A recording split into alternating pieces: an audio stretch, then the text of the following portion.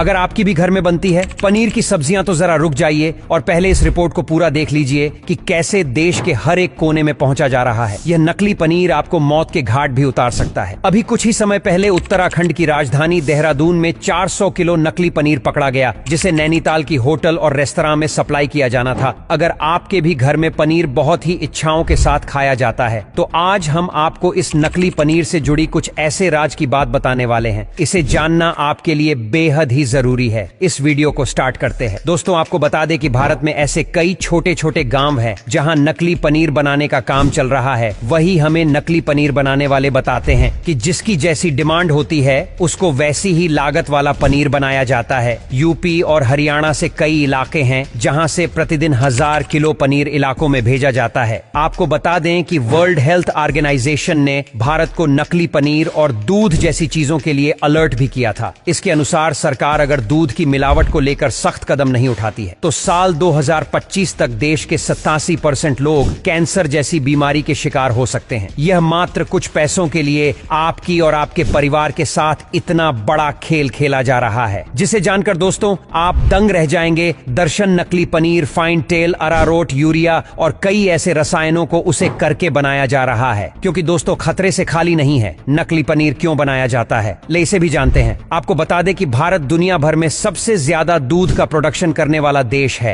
वही साल 2022 में दूध का प्रोडक्शन 221 मिलियन टन हुआ, लेकिन भारत में दूध की खपत इसके प्रोडक्शन से 4 गुना ज्यादा है। यानी जब हमारे देश में दूध की जरूरत पूरी नहीं हो पा रही है, फिर पनीर बनाने के लिए दूध कहां से आ जा रहा है? हो सकता है दोस्तों हम और आप जो पनीर खा रहे हो वह असली ना हो, और वही जो लोग बाहर जाकर शाही पनीर, रोल पनीर, टिक्का का मजा लेते हैं, हो सकता है कि इसमें भी नकली पनीर का इस्तेमाल किया गया हो। तो दोस्तों खबरों के मुताबिक यह नकली पनीर बनाने के लिए कई तरीके होते हैं। तो आपको सबसे पहले सिंथेटिक पनीर के बारे में बताते हैं। से दूध की क्रीम निकालने के बाद बचे हुए दूध मिल्क कहा जाता है। मक्खन पनीर निकलना पॉसिबल नहीं हो पाता है। फिर स्टैंड मिल्क में सोडियम बाइकार्बोनेट मिलाया जाता है, जिसके बाद से लो टेम्परेचर कुछ देर के लिए हिट किया जाता है। दूध में बेहद ही घटिया क्वालिटी वाला पाम तेल मिला दिया, जिसे दूध तक के जैसा दिखने लगता है। फिर इसमें बेकिंग पाउडर डालकर इस दूध को फाड़ दिया जाता है, जिससे दूध नकली पनीर का रूप ले लेता है। इसे देखकर तो आप बिल्कुल ही नहीं समझ सकते हैं कि यह नकली पनीर है या फिर असली। तो आइए जानते हैं पनीर बनाने की दूसरी प्रक्रिया को। दोस्तों इसमें भी दूध से क्रीम निकाल दिया जाता है, जिसके बाद उसे दूध में अरारोट मिला दिया जाता है। जी हाँ, वही इसका इस्तेमाल आप अपने किचन में करते हैं। दूध में उतनी ही मात्रा में अरारोट डाला जाता है जिससे कि दूध गाढ़ा हो जाए। फिर इसमें डाल दिया जाता है फॉर्मलिन, एक तरह का रसायन है जिसे स्लो पॉइजन भी कहा जाता है। दर्शन इसके इस्तेमाल से ही नकली पनीर ज्यादा दिनों तक टिका रहता है। फिर फार्मूला डालने के बाद दूध को पढ़ने के लिए देने के पानी को दूध में डाल दिया जाता है। इसके बाद नकली पनीर बनकर तैयार हो जाता है। आप जानकर चौंक जाएंगे तो पनीर बनाने के लिए दूध का इस्तेमाल होता ही नहीं है, बल्कि मिल्क पाउडर से पनीर बना लिया जाता है। देखा जाए तो नकली पनीर बनाने में खराब दूध, agent palm oil, glycerine, sulphuric acid chemical का इस्तेमाल किया जाता है, जो यह सारी चीज सेहत को नुकसान पहुंचाते हैं। इसलिए डॉक्टर घर पर बने पनीर को खाने का सलाह देते हैं। तो क्या इन सभी चीजों को देखते हुए पनीर खाना छोड़ देना चाहिए? जी नहीं दोस्तों, क्योंकि आप घर में असली और नकली पनीर की पहचान कर सकते हैं, तो उसे भी आज आप जान लीजिए। दोस्तों आपको बता दें कि नकली पनीर को सिर्फ देखकर पहचानना बहुत ही मुश्किल होता है। उसके लिए कुछ तरीके हैं जिससे आप इसकी पहचान कर सकते हैं। पहले तरीके में पनीर का टुकड़ा मसलकर हाथ मिले,